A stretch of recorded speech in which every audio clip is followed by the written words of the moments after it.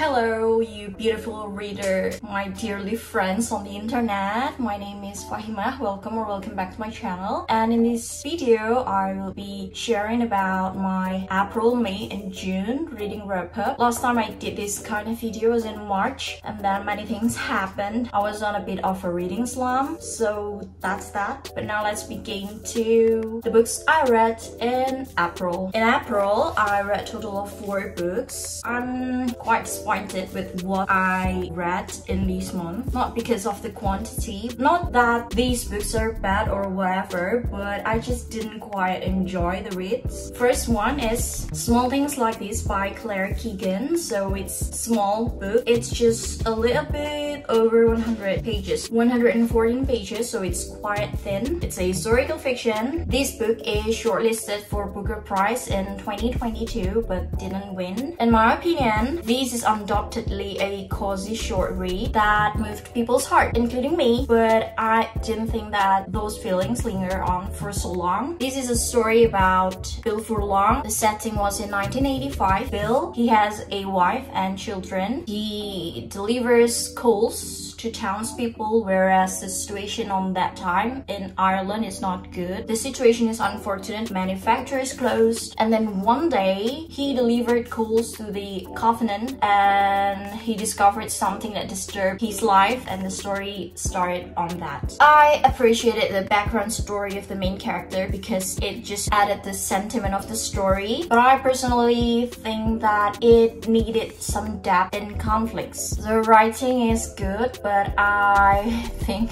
I needed more than half over the book to actually get into it. I give this book a 3 stars. Not a bad book, but just not my cup of tea. And then I read Searching for Sylvie by Jean Kwok. It's my first time reading Jean Kwok's novel, so it's labeled as a mystery or thriller book, but I really think it's more towards fiction and with a mystery as a side cast of it. And the family drama of this book is so heavily told, and she wrote so beautifully. She picked the words so thoughtfully, and this book is quite long, even though it's quite thin, a little over 300 pages, but the font is so small and the narrative are so long, and I couldn't quite connect with the characters, sadly. But the ending of the story is so crazy, the plot twist.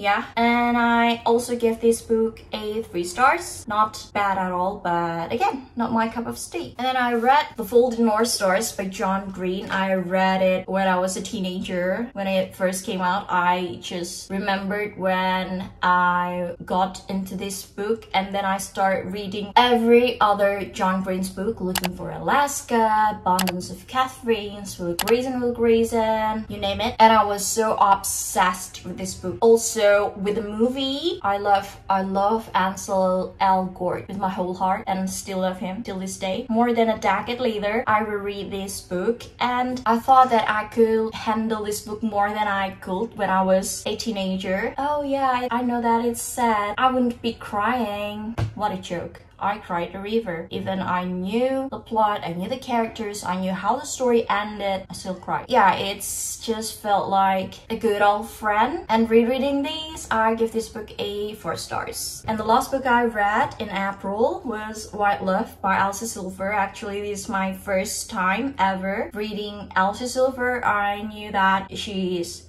a TikTok sensation with his Chestnut Springs, but sadly I didn't quite love this book. I couldn't quite connect with the characters much, and mostly I read this book with a straight face. I just didn't see any spark between Rosie and Ford, and yeah, overall I think it's an okay read, and I don't think I would be reading the second book of the stories. I think 1 is enough. So yeah, that's the 4 books I read in April. So 3 books I get 3 stars, and The Fault in Our Stars is the exception. I rated that book 4 stars. Moving on to May, which I I didn't feel satisfied or happy about because I just read 3 books. 3 books I read in May. The first one is How to End a Love Story by Yulin Kwang. And the main reason why I bought this book in the first place is because Yulin Kwang is the movie director of the movie adaptation from B3, Emily Henry's book, and that itself just made me convinced to buy this book. Actually, this book has so much potential, a good premise, the crazy talent of the writer, of course, and she has amazing talent on how to create conversations between the characters. I just love it so much. As an Asian myself, I fully understood how Helen, the main character of the book, position was, but I think personally, whether you're Asian or not, if you are 30 or above, you could have handled your problems better, and sadly Helen did not. And I personally think there are so many loose ends here and there throughout the story. I would feel like there are so many repetitive things, and toward the end I was just like, okay, is that it?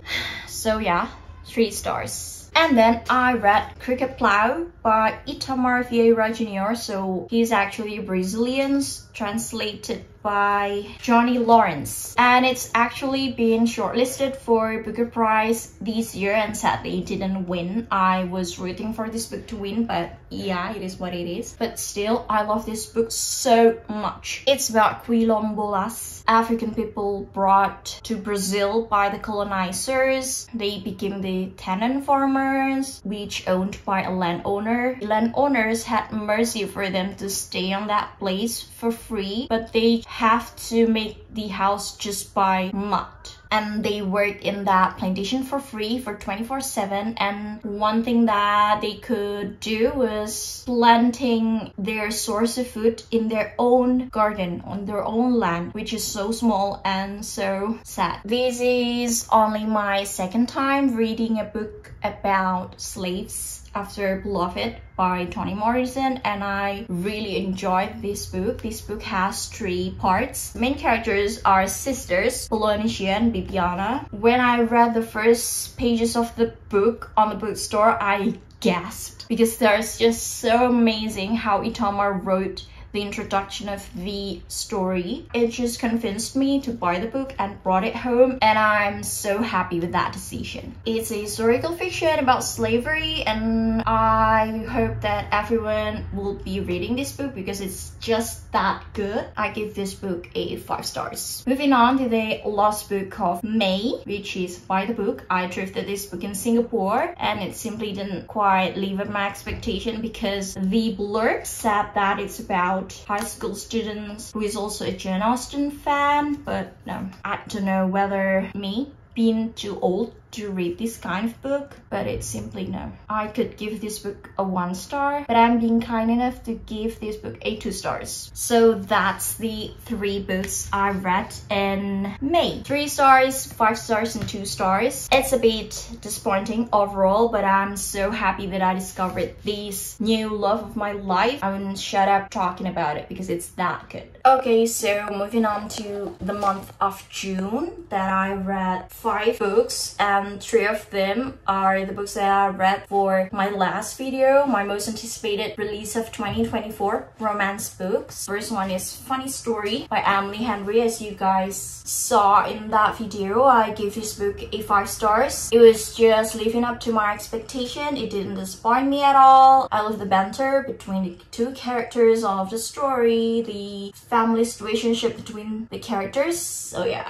in Emily Henry we trust. 5 stars. And then also I read This Summer Will Be Different by Carly Fortune. I also read this book in that vlog. I rated 3 stars, 3.5 stars, not because the book is bad, but I personally think that it's a bit slow, the plot. Other than that, the elements of the story in this book is so good. The setting, it felt like we were on a vacation in Prince Edward Islands with the characters. But yeah, 3.5 stars. Still recommend it though. And then I read Just for the Summer by Abby Jimenez, which will be one of my best book of 2024 because Abby Jimenez wrote the story so beautifully. She's just the best romance writer. If I rated this book 5 stars, I would rate this 6 stars over and over again. And then I read Then She Was Gone, which gifted by my friend. So it's a thriller, my first ever reading Lisa Jewell book, and it didn't disappoint at all. It's just so fast-paced. I know it's a thriller, so it has to be fast-paced, but it's just living up to the genre. The plot is so eerie, I could picture that in my mind. This book would be so great if it's being made into a movie. I'm gonna be reading her other books though. It's just so convincing. Read this if you want a fast-paced thriller. And then the last book I read in June was The Last Housewife by Ashley Winstead. I didn't quite think long to buy this book because in my local bookstore it's 60% off, 70% off because it's mid-year sale. But oh my god,